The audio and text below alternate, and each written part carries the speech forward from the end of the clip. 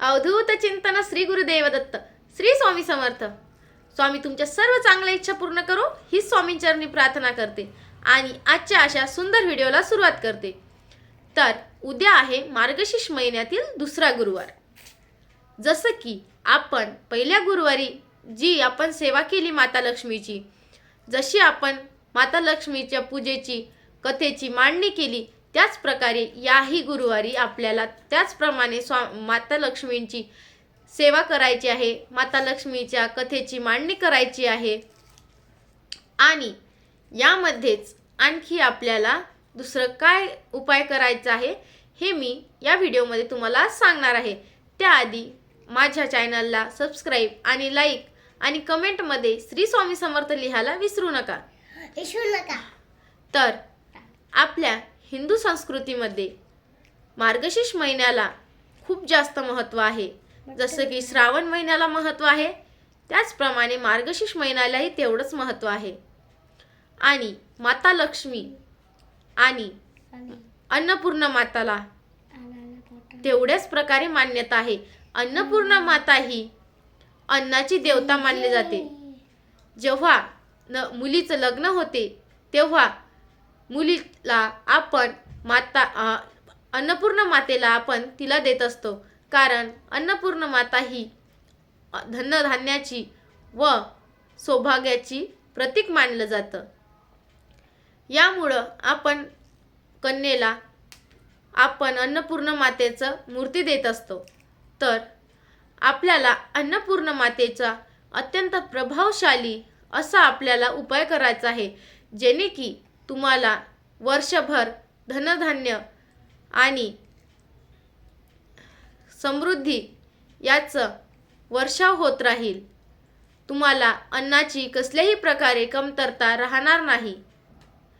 त्यामुळं तुम्हाला एक तामण घ्यायचं आहे, एक कलश घ्यायचा आहे व एक तामण घ्यायचं आहे. तुमच्याकडे अन्नपूर्णा मातेची मूर्ती असेलच, कारण प्रत्येकाच्याच घरात अन्नपूर्णा मातेची मूर्ती ही राहतेच. आणि कोणी देवघरामध्ये ठेवते तर कोणी स्वयंपाकघरामध्ये. जर का तुम्ही स्वयंपाकघरामध्ये ठेवत असाल तर रोज माता लक्ष्मी समोर, अन्नपूर्णा मातेसमोर तुम्हाला तुपाचा किंवा तेलाचा दिवा प्रज्वलित करायचा आहे. कारण फक्त ठेवून दिलं तर त्याचा कुठल्याही प्रकारचा परिणाम होत नाही. त्यांचे कुठल्याही प्रकारचे आपल्याला चांगलं फळ मिळत नाही. फक्त ठेवायचं म्हणून ठेवायचं, ते शोपीस नाही, ते देव आहेत. आपल्याला त्यांना पूजा करावंच लागतात. त्यासाठी तुम्ही अन्नपूर्णा मातेला, जेव्हा अन्नपूर्णा मातेची जयंती असते किंवा असे काही असते, तेव्हा तुम्ही त्यांची विधिवत पूजा केलं तरच त्यांचे तुम्हाला प्रभाव दिसतील. तर आपण आज बघूया आपण अन्नपूर्णा मातेला प्रसन्न करण्यासाठी काय सेवा करायची. तर कलश घ्यायचा, त्यानंतर तामण घ्यायचं. तामणामध्ये अन्नपूर्णा मातेची मूर्ती ठेवायची. कलशामध्ये पाणी, हळद, कुंकू, फूल टाकायचं आणि जे आपण तामणामध्ये अन्नपूर्णा मातेला ठेवलेलं आहे त्यावर कलशाने उजव्या हाताने पाणी सोडायचं आहे आणि ओम श्री अन्नपूर्णाय नमः, ओम श्री अन्नपूर्णाय नमः असं आपलं जे कलशामधलं पाणी आहे संपेपर्यंत आपण अन्नपूर्णा मातेच्या अंगावर टाकायचं आहे. त्यानंतर आपल्याला एका तामणावर आपण जे देवघरात किंवा मंदिरामध्ये अन्नपूर्णा माता ठेवणार आहे त्यासाठी आपण एका तामणावर, ज्या तामणात आपण ठेवणार आहोत त्या तामणामध्ये आपण स्वस्तिक, हळद आणि कुंकुनी केले तरी चालेल, स्वस्तिक काढायची आहे. त्यानंतर आपण माता लक्ष्मीच्या पायापासून तर डोक्यापर्यंत अशा प्रकारे आपल्याला धने टाकायचे आहे. आणि धने टाकताना सुद्धा ओम श्री अन्नपूर्णाय नमः, ओम श्री अन्नपूर्णाय नमः असं म्हणत धने टाकायचे आहे.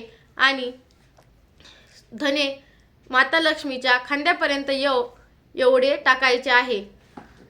आणि त्यानंतर दुसऱ्या दिवशी जेव्हा शुक्रवार येतो, शुक्रवारी तुम्हाला पुन्हा ते धने एका लाल कपड्याच्या पुतळी करून घ्यायची आहे आणि ती तिजोरीमध्ये ठेवायची आहे. आणि माता लक्ष्मीचे तांदळ आपले पांढरा शुभ्र तांदळामध्ये माता लक्ष्मीला विराजमान करायचं आहे. त्यांना तिथे ठेवून द्यायचं आहे. तुम्हाला वाटत असेल स्वयंपाकघरात तर स्वयंपाकघरात, नाही तर देवघरात ठेवलं तरी चालते.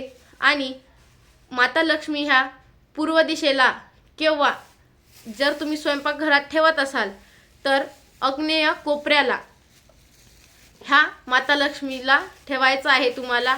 आणि त्यांच्यासमोर रोज दिवा लावायचा आहे, जेणे तुम्हाला घरी खूप कधीही तुम्हाला अन्नाची कमतरता पडणार नाही. कारण अन्नपूर्णा माता त्यांचं नावच आहे, त्या अन्नच आपल्याला देत असतात.